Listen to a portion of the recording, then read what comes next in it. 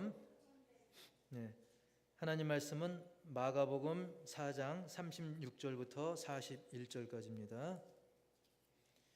마태복음 다음에 마가복음 4장 36절부터 41절까지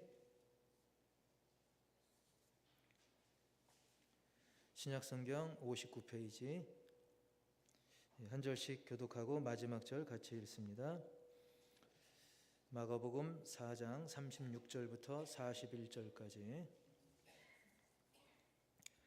그날 저물 때에 제자들에게 이르시되 우리가 저편으로 건너가자 하시니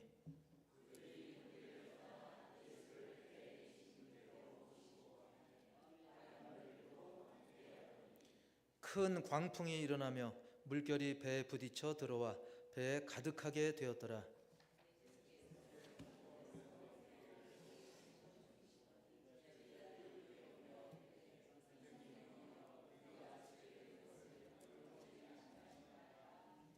예수께서 깨어 바람을 꾸짖으시며 바다더러 이르시되 잠잠하라 고요하라 하시니 바람이 그치고 아주 잔잔하여지더라.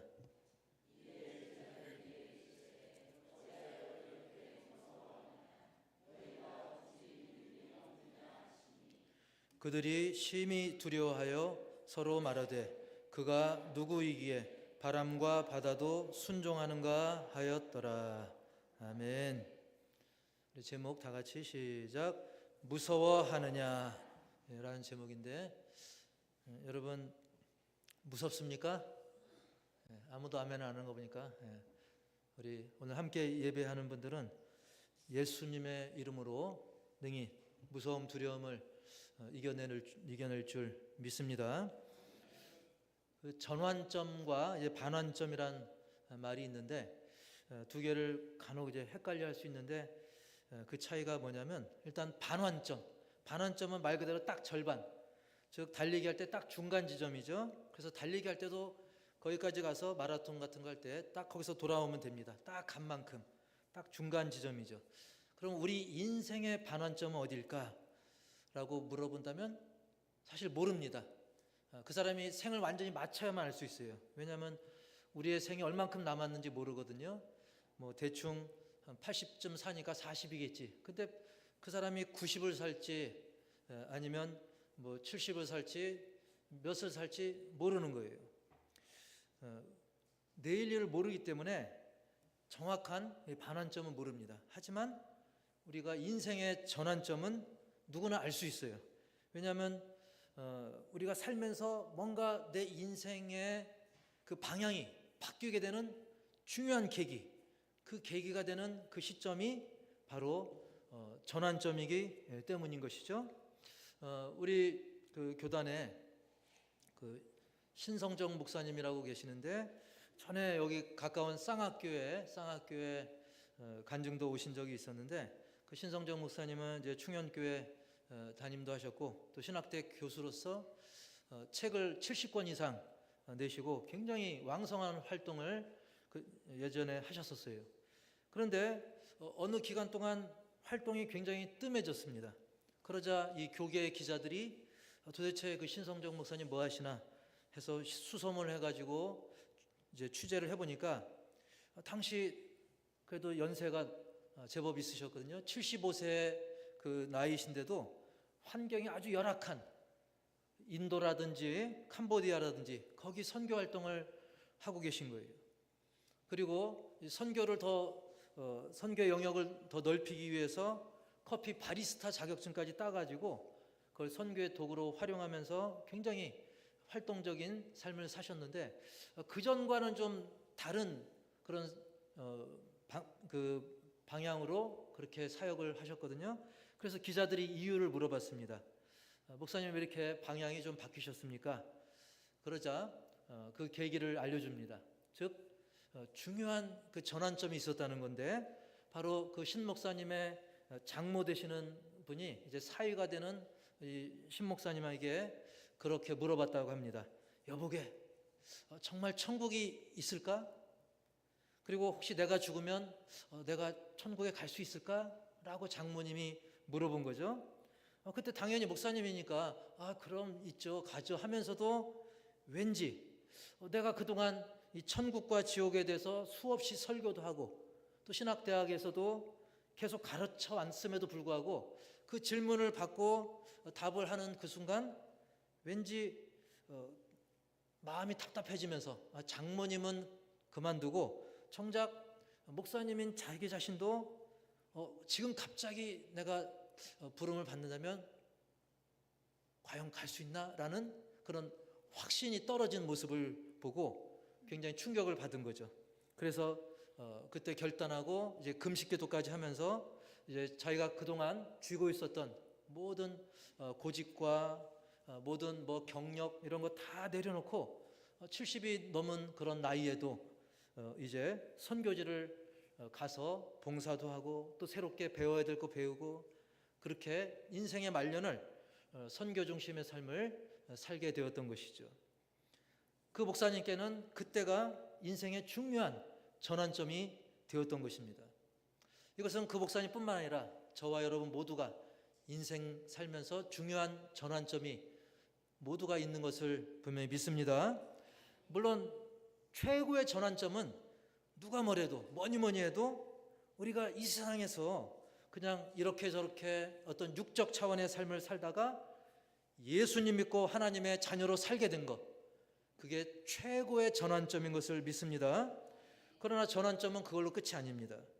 그 이후에도 우리가 한번 예수를 딱 영접한 그걸로 끝나는 것이 아니라 그 이후에도 하나님의 은혜를 이 모양 저 모양으로 체험하면서 마치 대나무가 그냥 똑바로 잘 때 마디 없이 자라지 않죠. 다 그 마디가 계속 있잖아요.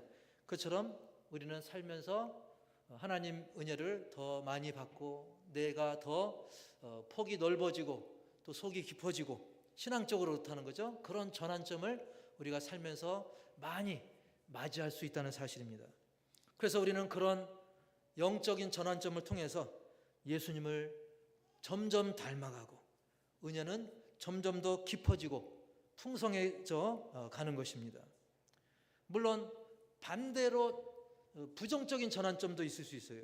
사탄에게 속아가지고 막 뒷걸음질 치는 그런 잘못된 전환점을 맞이할 수도 있지만 우리 사람이니까 그렇더라도 여기 계신 저와 여러분들은 모두가 예수 이름으로 말씀으로 또 성령의 도우심으로 거뜬히 이겨내고 오히려 영적으로 더 성숙해지는 그런 전환점으로 삼아야 될 줄 분명히 믿습니다.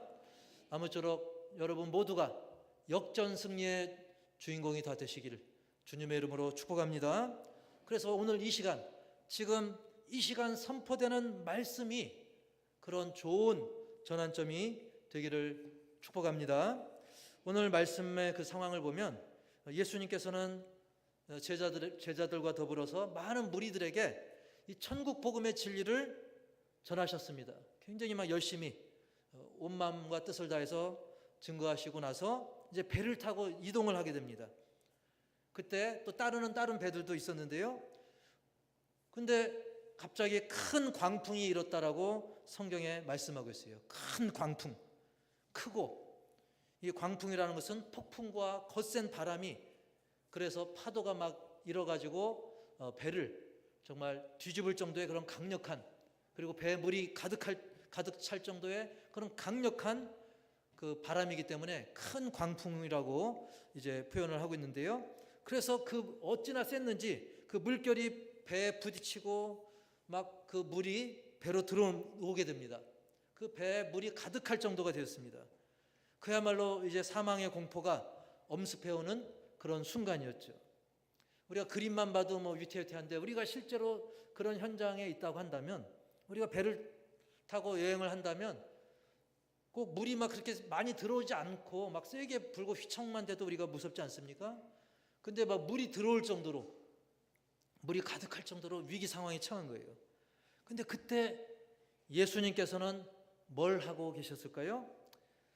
말씀해 보면 고물에서 주무시고 계셨다 그랬어요. 이 고물은 우리가 저기 좀 낡은 부품 그런 고물이 아니라 배 뒤편을 고물이라고 합니다. 이 배 뒤편에서 아예 베개까지 비시고 즉 완전히 뭐 주무실 작정을 하시고 제대로 자세 잡고 예수님은 주무시고 계신 거예요. 우리가 그런 질문도 할 수 있죠. 아니, 예수님은 능력의 주님이신데 왜 피곤하셨을까? 막 이 풍랑 속에서도 잠을 주무실 정도로 이렇게 피곤하셨을까? 자, 그것은 왜 그러냐면 우리 예수님은 그저 사람 흉내만 내는 분이 아니었습니다. 우리 영혼 구원을 위해서 하나님의 뜻 안에서 예수님은 참 사람으로 오신 분입니다. 따라서 합시다. 예수님은 참 사람으로 오셨다. 예, 그러니까 인간의 모습을 입었다라는 표현은 좀 부족해요. 사람의 모습으로 나타났다 좀 부족합니다. 예수님은 참 사람이 되어서 오신 분입니다. 그래서 보통 사람들처럼 피곤함도 아픔도 다 느끼고 겪으시는 거예요. 물론 그것은 저와 여러분을 위한 그런 것입니다. 당시 예수님께서는 정말 전심으로 복음을 전하셨기 때문에 상당히 피곤한 상태였어요. 얼마나 그 인간적인 모습입니까? 동시에 예수님께서는 그러면서도 하나님께 온전히 맡기시는 삶이었기 때문에 주변의 상황이 어떠하든 하나님이 주신 그 평안 가운데 또 잠드신 모습, 그 본을 또 동시에 보여주신 것이죠. 자, 그러나 제자들은 어떻습니까? 지금 당장 죽게 생긴 거예요. 지금 죽느냐 사느냐, 거기 그런 기로에 선 그런 당황한 제자들은 급히 예수님을 어떻게 합니까? 예수님을 급히 깨우게 되죠. 우리 38절 읽어볼까요? 38절 시작. 베개를 베고 주무시더니 제자들이 깨우며 이르되 선생님이여 우리가 죽게 된 것을 돌보지 아니하시나이까 하니. 아멘. 예. 자, 제자들이 이제 예수님을 급히 깨우게 되었고 이어서 예수님은 어떻게 하셨냐 하면 우리가 읽어보면 알겠지만 야, 이거 참 황당하다라는 생각이 들 수 있어요. 우리 39절 다 같이 시작. 예수께서 깨어 바람을 꾸짖으시며 바다더러 이르시되 잠잠하라 고요하라 하시니 바람이 그치고 아주 잔잔하여지더라. 아멘. 바꿔놓고 생각하면 참 기막힌 일이죠. 예를 들면 저하고 우리 호산학교 성도님들이 유람선 타고 관광을 가는데 막 폭풍과 물을 칠 때 목사님 좀 일어나 보세요 하는데 제가 일어나서 바람아 조용히 해 이렇게 하고 있다면 목사님 저 과하다, 좀 어떻게 된 거 아니냐 이렇게 생각할 수 있지 않겠습니까? 여러분, 바람을 꾸짖는다, 바다에게 명령한다, 참 기막힌 모습이죠. 사람도 아닌 바다를 꾸짖다니. 그런데 놀랍게도 예수님께서 그 바람을 꾸짖으실 때 바람이 그칩니다. 바다가 아주 잔잔해집니다. 할 말을 잊을 정도였죠. 여러분, 그렇습니다. 예수님의 명령에는 사람이 어찌할 수 없는, 도저히 방법이 없는 그런 상황에서도, 그런 풍파랄지라도 잠잠해지는 모습을 통해서 우리가 예수님의 능력을 의지해야 되고 그 예수님을 믿어야 됨을, 그리고 예수님은 메시아라는 사실을 예수님께서 친히 보여주신 것이죠. 자, 이렇게 이제 사태가 잘 마무리된 후에 예수님께서는 제자들에게 따끔하게 한 말씀 하십니다. 자, 뭐라고 말씀하셨는가? 우리 40절 시작. 이에 제자들에게 이르시되 어찌하여 이렇게 무서워하느냐? 너희가 어찌 믿음이 없느냐 하시니. 아멘. 우리가 생각해 보면 그래도 제자들이 나름 선방한 거 아닌가? 그래도 이 엄청난 위기 상황에서 예수님 잘 깨워가지고 잘 대처한 거 아닌가? 이렇게 생각할 수 있는데, 그럼에도 불구하고 예수님께서는 쉽게 표현하면 야, 이 녀석들아, 왜 이렇게 무서워하냐? 어찌 믿음이 없냐? 이렇게 꾸짖는 거예요. 너희들 좀 생각해봐라. 지금 만왕의 왕, 구원자인 그 예수님과 같은 배에 타고도, 예수님을 이렇게 가까이 두고도 그깟 파도를 무서워하냐? 즉 그들이 믿음이 전혀 없는 건 아니었지만 예수님을 깨울 정도의 그런 미약한 보다는 더 한 차원 높은 믿음을 요구한 거예요. 그동안 제자들이 예수님을 따라다니면서 예수님이 어떻게 했는지 그들은 봤잖아요. 예수님은 하나님의 아들이시오, 온 세상을 구원할 메시아시고 정말 세상의 모든 것들을 초월할 그런 능력의 예수님이라는 사실을 제자들은 이미 체험했어요. 그렇기 때문에 그런 예수님을 보고 함께 했기 때문에, 그런 예수님과 식사도 했기 때문에 제자들은 예수님을 깨우기 전에 그들도 예수님을 의지해서 바다를 꾸짖을 수 있는, 바람을 꾸짖을 수 있는 그 정도의 믿음까지를 예수님께서는 요구하셨던 것입니다. 여러분, 우리 호산나교회 이 시간 예배드리는 여러분에게는, 모두에게는 다 믿음이 있는 줄 믿습니다. 다만 그 믿음이 낮은 믿음이 아니라 더 성장하는 믿음으로 커가시기를 축복합니다. 그걸 이제 요구하셨기 때문에 예수님은 그들을 꾸짖은 거죠. 이러한 예수님의 말씀에 우리 41절 제자들이 그렇게 서로 이야기하죠. 서로 이제 수근수근 이야기한 겁니다. 시작. 그들이 심히 두려워하여 서로 말하되 그가 누구이기에 바람과 바다도 순종하는가 하였더라. 아멘. 그들이 예수님을 심히 두려워하게 됩니다. 무서운 공포가 아니라 예수님을 존경하는, 너무나 경외하는 그런 두려움을 가지게 된 거죠. 그래서 그들이 이제 진정 예수님을 경외하는 마음이 우러나오면서 예수님이야말로 진정 하나님의 아들 메시아 구세주구나, 그걸 다시금 되새기게 되었던 것입니다. 우리는 이 말씀을 보면서 옛날에 그런 일이 있었구나, 배를 타고 가다가 그런 일이 있었구나, 제자들이 이렇게 혼났구나, 그렇게 흘려버릴 게 아니라 오늘날 저와 여러분도 이 험한 이 바다와 같은 세상을 예수님과 더불어 항해해가는 우리들에게 주시는 말씀으로 믿고, 이런 지금 정말 두려움 가득한 세대를 살아가는 우리 신자로서 깊이 몇 가지 새겨야 될 것을 함께 나누고 적용하기 원하는데요. 우리가 첫 번째로 우리가 새겨야 될 것은 제목 시작. 위기와 두려움은 늘 있다. 사실 큰 바다를 항해하다 보면 작은 호수가 됐든 큰 바다를 항해하든 주변에 늘 위기와 두려움은 있는 거예요. 우리 인생을 항해와 같다고 하지 않습니까?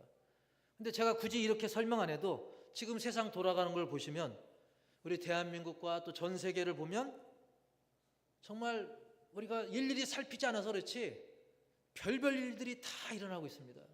사람이 그냥 늙어서 장수해서 죽는 게 아니라 총 맞아서, 또 칼 맞아서, 강도당해서, 또 질병으로, 또 온갖 별의별 일로 입에 올리기도 힘들 정도로 지금 세상은 너무나 빠르게 변하면서 무섭게 변하고 있는, 그게 바로 세상인 겁니다. 하루하루가 정말 너무나 다르고 예측할 수 없는 그런 세상입니다. 그래서 자고 일어나면 뉴스를 보기에 약간 주저할 정도로 위기와 두려움이 1년 며칠 동안 360일 동안 계속되고 있는 그런 세상입니다. 우리는 이런 게 당연한 현실이라는 사실을 우리는 받아들여야 됩니다. 우리가 어디 간들 이 세상 자체는 죄로 오염되어 있기 때문에 세상이 다 그런 곳입니다. 그래서 우리가 굉장히 부러워할 정도의 사람들도 어느 날 보면, 뉴스에 보면 황당한 소식으로 그 사람에 대해서 우리가 보면서 깜짝 놀랄 때가 있지 않습니까? 게다가 심지어 우리가 예수님을 모시고 있는 이 순간이라도, 이 세상 사는 동안에는 우리는 그러한 상황을, 그런 위기와 두려움의 상황을 우리는 언제라도 마주할 수 있는 거예요. 그런 게 이 세상인 거예요. 세상이 왜 이러냐 그러는데, 왜 이러냐가 아니라 그런 게 세상인 거예요. 우리가 이것을 늘 놓치지 말아야 되는 것입니다. 우리 36절 봅시다. 다시 36절 시작. 그들이 무리를 떠나 예수를 배에 계신 그대로 모시고 가매 다른 배들도 함께 하더니.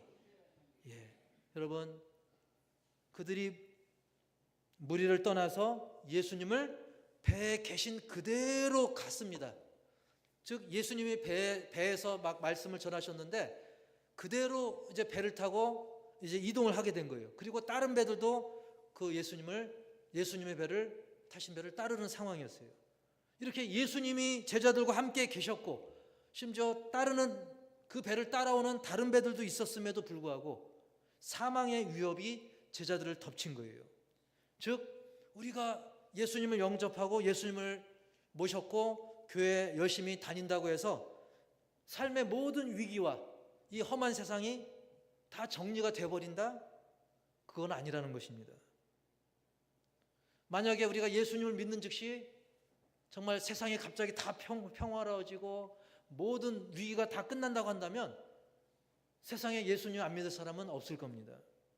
물론 우리가 예수님을 믿으면 우리가 천국 영생, 구원의 확신으로 살아가지만 그렇다고 세상 고난과 시험 자체가 싹 사라지는 것은 아니라는 겁니다. 물론 여러 간증들처럼 그것들이 어느 일정 기간 동안 사라질 수 있어요. 어떤 개인적으로 뭐 질병이 나을 수도 있고 여러 가지 기적을 체험할 수 있어요. 하지만 우리 평생 동안 그것이 끝까지 무조건 다 계속되는 것은 아닙니다. 오히려 그런 것들이 사라지지 않을 수도 있고 심지어는 더 힘든 일이 생길 수도 있습니다. 성경의 인물 중에 대표적인 인물이 바울이죠. 바울이 나름대로 세상에서는 정말 자기 하고 싶은 거 하면서 살다가 예수님 믿으면서 고난이 겹쳤잖아요. 막 감옥에 갇혀서 여기 쇠사슬 착고를 막 팔다리에 차고 그런 어려움을 바울은 겪지 않았습니까? 사실 예수님을 믿는 그 핵심은 우리가 잠깐 살다가는 이 세상에서 우리가 안락하게 살겠다, 그게 핵심이 아니라 영원한 천국 영생이 바로 예수 믿는 핵심이고 초점을 거기에 둬야 될 줄 믿으시기 바랍니다. 그래서 세상에서 당하는 잠깐 살고 있는 이 세상에서의 고난은 그래 잠깐 머무는 동안이니까 우리가 세상에서는 그런 고난 당할 수 있지.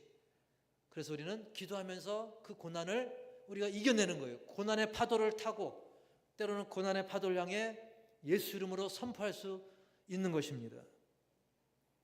그리고 그렇기 때문에 우리는 첫 번째 위기와 두려움은 늘 있다는 사실을 우리가 염두에 두고요. 그러면서 두 번째로 그런 질문을 해야 됩니다. 두 번째, 시작. 나에게 믿음이 있는가 질문해 보라. 세상이 지금 악하고 험하고 부조리하고 말이 안 되는 것 같고 때로는 뭐 이거 하나님 계신가 의심이 들 수도 있고 막 여러 가지 상황인데 그때 우리는 세상을 보고 푸념만 할 것이 아니라 이런 세상을 살고 있는 나에게는, 예수님을 모시고 있는 나에게는, 이렇게 교회에 나와서 예배드리고 있는 나에게는 과연 믿음이 있는가? 예수님께서 제자들에게 물어봤잖아요.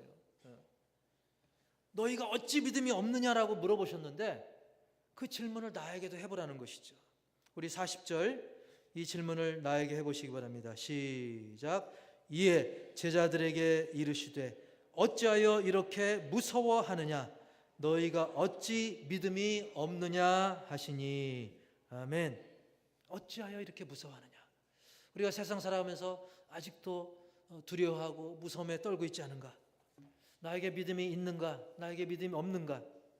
내가 만약 그 배에 타고 있었다고 한다면, 내가 당시에 예수님의 제자였다고 한다면 과연 나는 어떻게 했을까? 우리도 막 제자들처럼 막 호들갑을 떨면서 아이고 예수님, 우리도 막 예수님을 이렇게 깨우지 않고도 나라면 예수님이 여기 계시는데 나는 예수님을 믿는데 까짓거 예수 이름으로 내가 당당히 외치면서 바다야 파도야 잠잠하라, 바람아 멈추어라, 이렇게 외치면서 믿음의 항해를 할 수 있는가? 과연 나에게 그런 믿음이 있는가? 이렇게 스스로에게 질문을 해볼 수 있기 바랍니다. 우리가 직접 뭐 유람선이나 돛담배를 타지 않더라도 우리 인생에서 마주치는 많은 상황들, 파도와 같은 상황들, 거센 폭풍에 같은 상황들, 그런 것들이 나를 막 때릴 때 나에게 믿음이 있는가? 스스로에게 질문해 보신다면 그것이 좋은 인생의 전환점이 될 줄 믿습니다. 그래서 입술로는 믿습니다, 아멘 하면서도 막상 위기가 닥치면 그때 막 그 제자들처럼 예수님을 곁에 두고도, 예수님을 모시고도, 예수님과 한 배를 타고도 자기 자신을 주체하지 못하는 그런 얕은 믿음에 있는지를 우리가 점검하고 살펴봐야 되는 것이죠. 물론 배를 침몰시킬 만한 배를 가라앉게 만들 만한 광풍은 당연히 위기 상황입니다. 근데 더 큰 위기는 뭐냐면 믿음이 없는 거가 더 큰 위기입니다. 따라서 해볼까요? 광풍보다 믿음 없음이 더 큰 위기다. 예를 들면 군인들에게 있어서 적이 쳐들어올 때 그 군인에게 위기입니다. 하지만 더 큰 위기는 뭡니까? 그 군인이 패기를 잃어버리고 자신감을 잃어버리고 군기가 빠져버린 것, 그게 더 큰 위기예요. 그렇다면 우리 같은 편이 더 많아도 오합지졸이 돼서 오히려 적이 쳐들어올 때 혼비백산하고 헤매다가 지고 마는 것이죠. 그러므로 예수 그리스도의 군사인 우리 호산나 교회 가족 여러분들은 영적 군기가 바싹 들기만 합니다. 즉 믿음의 수준이 더 올라가시기 바랍니다. 예수님을 믿으십니까? 그 말씀을 믿으십니까? 그런 믿음이 있을 때 어떤 위기의 그 광풍과 물결이, 세상에 맞은 시험 환란이 나를 덮칠지라도 까짓거 이 쏜살같이 빛의 속도로 흘러가는 인생에서 우리가 당연히 만날 수 있는 거지, 세상이 그런 거지 하면서 이 위기 가운데도 나와 동행하시는 임마누엘, 나와 함께 하시는 예수님을 더 의지하고 예수 이름으로 선포하면서 그 위기를 거뜬히 이겨내시길 바랍니다. 그러면서 우리가 마지막으로 세 번째, 더 깊이 한 가지 더 새게 될 것은, 세 번째 제목 시작. 두려움은 사단의 것. 두려움은 우리 몫이 아니라는 거예요. 사투리로 두려움은 우리 모구치가 아니라는 겁니다. 그래서 40절에 예수님이 그렇게 말씀하잖아요. 시작. 어찌하여 이렇게 무서워하느냐? 얘들아, 왜 무서워해? 너희는 무서워할 필요가 없는 거야. 왜냐하면 사실 결국 종말이 되면 우리 하나님의 자녀는 최후에 어떻게 됩니까? 구원, 영생, 복락, 천국입니다. 저와 여러분 구원, 영생, 천국, 복락입니다. 하지만 사탄 마귀와 불신 영혼들은 영벌, 영원한 벌, 지옥입니다. 그래서 사탄은 최후 그 종말의 때까지 그 두려움에 발악하면서 우리를 미혹하는 겁니다. 사실 벌벌 떨어야 될, 두려워해야 될, 진정으로 떨어야 될 존재는 사탄 마귀지 불신 영혼들이지 우리 하나님의 자녀가 아닌 거예요. 왜 그 두려움이라고 하는 엉뚱한 문고리를 우리가 붙잡고 늘어집니까? 우리는 그럴 이유가 전혀 없는 것입니다. 두려움은 우리의 것이 아니라 두려움은 마귀에게 속한 것입니다. 불신 영혼들이 그들이 두려워 떨 수밖에 없는 것입니다. 아까 제가 1년 며칠, 쉽죠? 1년 365일 우리 주변엔 늘 위기와 두려움이 깔려 있다고 하는데, 공교롭게 실제로 성경에는 두려워하지 말라는 말씀이 몇 번 나왔냐면, 이 번역에 따라서 어떻게 번역하냐에 따라서 365번 또는 366번 나온다 그래요. 그래서 365일이니까 365일 두려워하지 말라, 그렇게 적용하기도 합니다. 그리고 어떤 분은 366번은 간혹 여러분 2월 달이 며칠까지 있죠? 28일까지 있는데 간혹 몇 년에 한 번은 며칠 있어요? 29일. 그래서 6년 있을 때도 두려워하지 말라, 그렇게 이야기하는 분도 있는데, 뭐 그것이 학적으로 맞냐 틀리냐를 떠나서 이 횟수가 중요한 게 아니라, 여러분 하나님의 명령이면 한 번의 명령이라도 들어야 돼, 안 들어야 돼요? 들어야 돼요. 즉 300번이 나왔든 400번이 나왔든 그게 중요한 게 아니라, 그렇게 반복할 정도로 300번 이상 반복해서 명령할 정도로 두려워하지 말라는 명령은 너무나 중요하다는 거예요. 물론 한 번만 말씀하셔도 중요하지만 365번, 366번이나 두려워하지 말라고 했기 때문에 이것은 우리가 하나님의 중요한 명령으로 알아가지고 그 명령을 깊이 새기시고, 그렇구나, 두려워하지 말라고 하는 것은 이렇게 중요한 명령이구나. 그래서 우리는 사람들을 보면 어떻습니까? 죽음을 무서워하고, 미래에 대해서 준비가 안 돼서, 물질이 준비가 안 돼서 무서워하고, 또 그거 아니라도 이 막연한, 이 불투명한 미래 때문에 이것저것 두려워하지만, 사실 우리는 미래를 보장받았어요. 천국을 보장받았습니다. 영생을 보장받았습니다. 우리는 그러한 미래가 보장된 하나님의 자녀인 것입니다. 그렇기 때문에 주님께서 예배 끝나고 나가는데 예수님이 갑자기 왜 무서워하느냐? 너는 지금도 무서워하느냐? 두려워하느냐? 라고 물으신다면 우리는 아닙니다, 주님. 나에겐 믿음이 있습니다. 나에겐 천국이 있습니다. 나는 하나님의 자녀입니다. 예수님 감사합니다. 이렇게 당당하게 답하시고 내게 주어진 하루하루, 내게 주어진 시간, 순간순간을 믿음으로 살면서 그 믿음이 우리 주변의 가족과 이웃들에게도 좋은 영향력을 끼쳐서 그들도 이 믿음의 자리에, 이 감사할 수 있는 자리에, 이 찬양의 자리로 이끌 수 있는 우리 모든 가족들이 다 되기를 주님의 이름으로 간절히 축복합니다.